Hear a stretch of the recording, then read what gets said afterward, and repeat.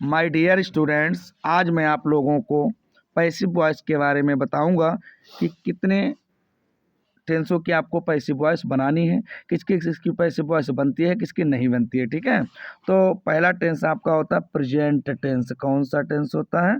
Present tense होता है। आपका कौन सा होता है बच्चों?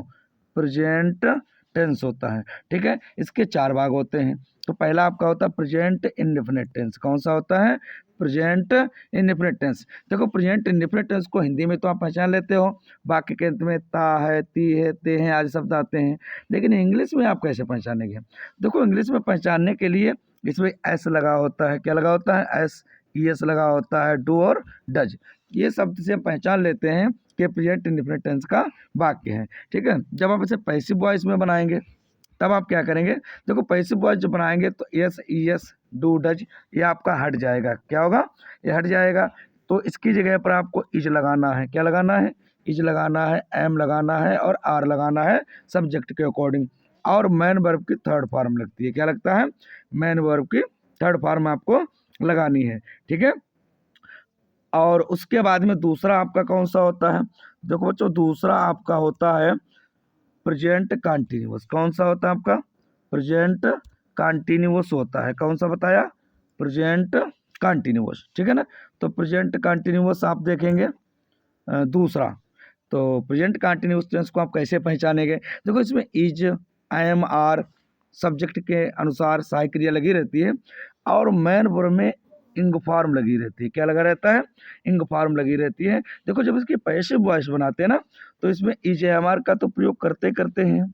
ठीक है, और मैन वर्ब की थर्ड फॉर्म लगा देते हैं। ठीक है, मैन वर्ब की थर्ड फॉर्म लगा देते हैं। और हाँ, एक चीज़ आपको हम बता दें जो इसमें नहीं लिखी हुई है, प्रेजेंट कंटिन्यूअस की जब आप पैसिव वॉइस बनाते हैं मैन वर्ब में जो आईएनजी लगी होती है ना, तो इसके लिए बीइंग का प्रयोग करते हैं। काय का प्रयोग करते हैं? विंग का प्रयोग करते हैं, VEING। ठीक है ना, तो ये कहाँ लगाते हैं? ये इज, एम, आर और उसके बाद में फिर बीइंग और फिर मैन वर्ब की थर्ड फॉर्म लगाते हैं।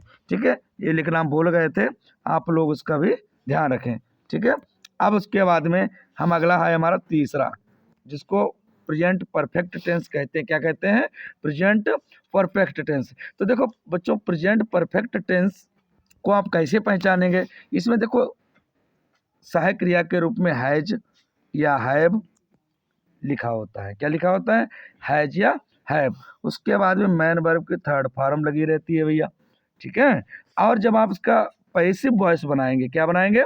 पैसिव वॉइस जब हम बनाएंगे तो देखिए बच्चों, हैज और हैव तो आपको लगाना है, साथ साथ में बीन आपका जो होता है, तो बीन इसमें बढ़ जाता है। क्या बढ़ जाता है? बीन।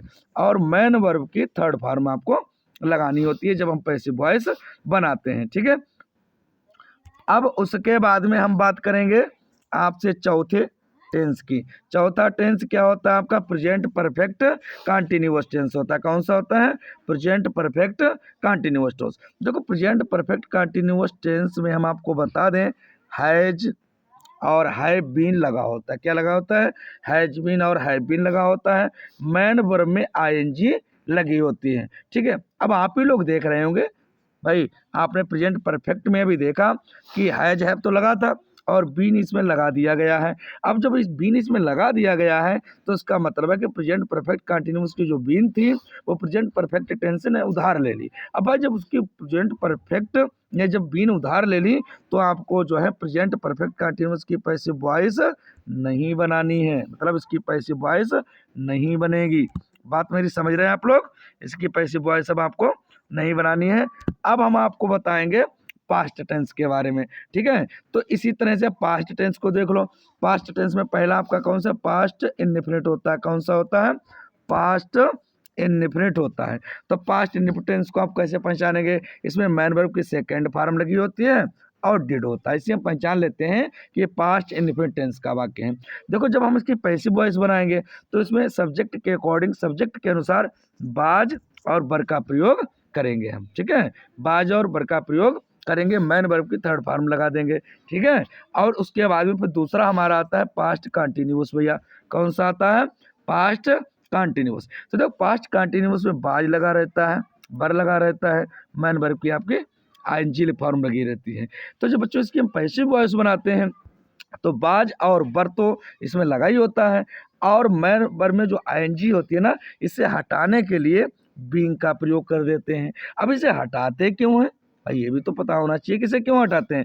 तो इसलिए हटाया जाता है कि भाई मैन वर्ब की आपको थर्ड फॉर्म लगानी है। जब मैन वर्ब की आप थर्ड फॉर्म लगाएंगे तो बीइंग तो स्वाभाविक है आपको हटानी होगी, ठीक है, वो सॉरी ING हटानी होगी, तो आप जो है बीइंग का प्रयोग करते हैं। अब अगला हमारा कौन सा होता है भैया, अगला है हमारा पास्ट परफेक्ट। कौन सा होता है, पास्ट परफेक्ट। देखो पास्ट परफेक्ट की जब आप पैसिव वॉइस बनाते हैं तो इसमें देखो इसकी पहचान क्या होती है, पहले पहचान देख लो। इसमें देखो सबसे सरल तरीका होता है, हैड दिया रहता है। क्या दिया रहता है, हैड, और मैन वर्ब की थर्ड फॉर्म दी होती है, ठीक है। और भैया जब आप इसकी बनाते हो पैसिव वॉइस, क्या करते हो, जब भैया आप इसकी बनाते हो पैसिव वॉइस ना, तो हम इसमें क्या करते हैं, पास्ट परफेक्ट में इसमें देखो हेड तो दिया ही होता है, बीन आपको अपनी तरफ से बढ़ाना होता है, मैन वर्ब की थर्ड फॉर्म आपको इसमें लगानी होती है, और कुछ नहीं, ठीक है। अब हम बात करेंगे पास्ट परफेक्ट की, क्या की बात करेंगे, पास्ट परफेक्ट कंटिन्यूअस टेंस की। तो पास्ट परफेक्ट कंटिन्यूअस टेंस में बच्चों इसमें हैड बीन लगा होता है। क्या लगा होता है, हैड बीन। मैन वर्ब में ING लगी होती है। क्या लगा होता है, मैन वर्ब में ING लगी होती है। तो देखो आप लोग ऑलरेडी ही देख चुके हैं, जैसा कि इसमें जो बीन लगा हुआ है, क्या लगा हुआ है, बीन। अब आप इसमें बीन देख रहे हैं, ठीक है। अब इसकी जब आप पैसिव वॉइस बनाएंगे तो बीन तो भाई आपने की पास्ट परफेक्ट वाले ने उधार ले लिया आपसे, अब आपके पास कुछ बचे ही नहीं। तो इससे सिद्ध होता है कि आपको पास्ट परफेक्ट कंटिन्यूअस की पैसिव वॉइस, ये देखो नो हमने लिख रखा है, नो का मतलब है कि इसकी पैसिव वॉइस आपको नहीं बनानी है, ठीक है, समझ गए। अब आगे बढ़ते हैं फ्यूचर टेंस पर। कहाँ बढ़ना है, फ्यूचर टेंस पर। तो देखो आप लोग ध्यान देंगे फ्यूचर टेंस, तो इसमें फ्यूचर टेंस में क्या होता है, फ्यूचर इंडेफिनिट पहला है। तो फ्यूचर इंडेफिनिट में देखो बिल और सेल से आप पहचान लेते हैं कि हाँ भाई फ्यूचर का है। लेकिन हाँ देखो जब आपकी पैसिव वॉइस बनाएंगे, क्या बनाएंगे, पैसिव वॉइस, तो देखो बिल भी और सेल भी का प्रयोग करना है इसमें, ठीक है। और मैन वर्ब की थर्ड फॉर्म लगानी है भैया, क्या लगाना है, मैन वर्ब की थर्ड फॉर्म। फिर हम बात करेंगे फ्यूचर कंटिन्यूअस की, ठीक है। अब फ्यूचर कंटिन्यूअस में देख लेते हैं, तो इसमें विल बी और शैल बी का प्रयोग पहले से ही किया गया। अब आप लोग देखो भाई विल बी और शैल बी का इसमें प्रयोग जब पहले से किया जाता है तो आगे आप इसमें क्या लगाएंगे, अर्थात इसमें देखो हमने नो लिख रखा है, इसकी पैसिव वॉइस नहीं बनती है, ठीक है।